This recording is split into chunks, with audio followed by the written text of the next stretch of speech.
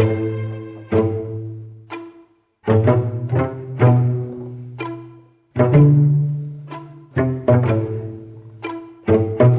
up guys, now I'm not selling spoons, today we're talking independent front suspension, diff drop kits and CV angles. Stick around.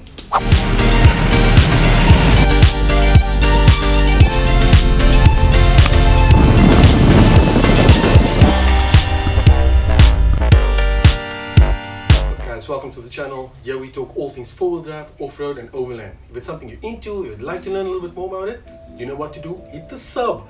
So today we're talking diff drop kits. Who needs one? Independent front suspension, wheel travel, CV joint angles, all that beautiful stuff. So you bought a four-wheel drive, like me. You decided you want to raise it, like me. You didn't like the look, but you want bigger tires. You fit bigger tires, they don't fit. So what do? You fit a leveling kit. And then you break a CV, like me. So what now? Diff drop kit.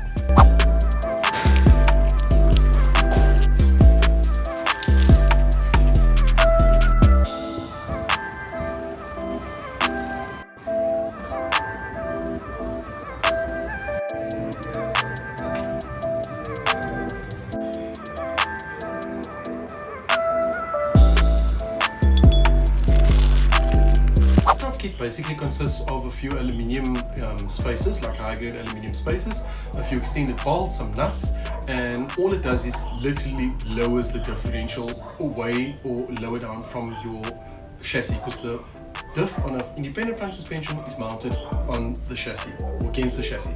So you want to lower it down to ease off on the angle a little bit on those front CV joints. So your front bash plate needs to be removed. You need to undo a couple of bolts at the bottom there, and then it allows your diff to drop. So once you go higher than a 2-inch lift, your CV angles are severely compromised. So with a 2-inch lift you should be fine, there shouldn't be a need for you to fit a diff drop kit, but the minute you go 2-inch on a spacer or leveling kit, or 3-inch or 4-inch lifts on an independent front suspension, then things start getting a little bit tricky. It gets a little bit complicated because it throws the geometry out of the components, and there's quite a few components in there. So then you need to then lower your front differential in order to lessen that angle of your CV. So I did mine over at Francois out in Brackenfell. The guys did an amazing job. I had no issues after that again. I'd highly recommend you go there. That guy is a 4x4 genius. He knows exactly what he's doing.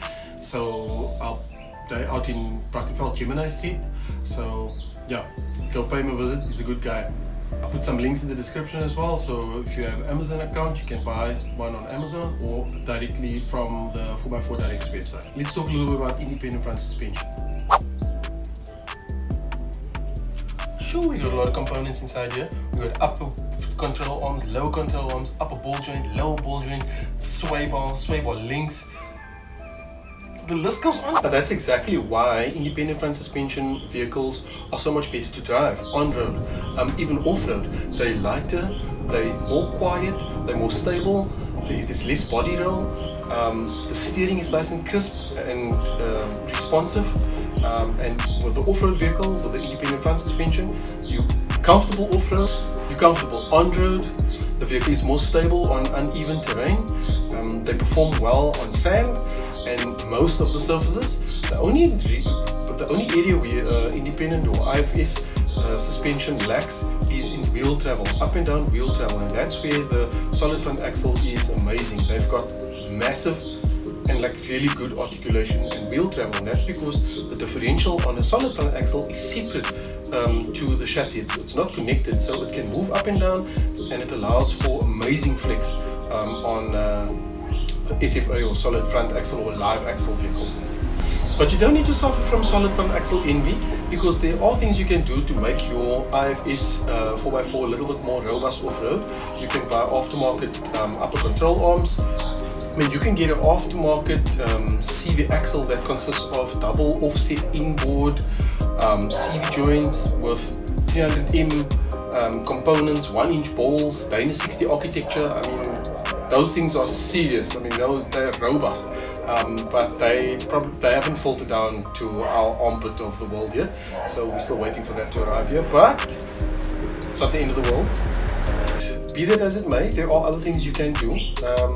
race car companies and four-wheel drive aftermarket manufacturers are realizing that there's a real market for IFS four-wheel drivers. I mean, there's been a real boom in the four-wheel drive world, so to speak, with IFS vehicles. So more and more of these companies are developing aftermarket components that makes your vehicle more robust and more capable off-road. Thanks for watching, guys. I hope you enjoyed the video. Hope you learned at least one thing. Until next time, cheerio!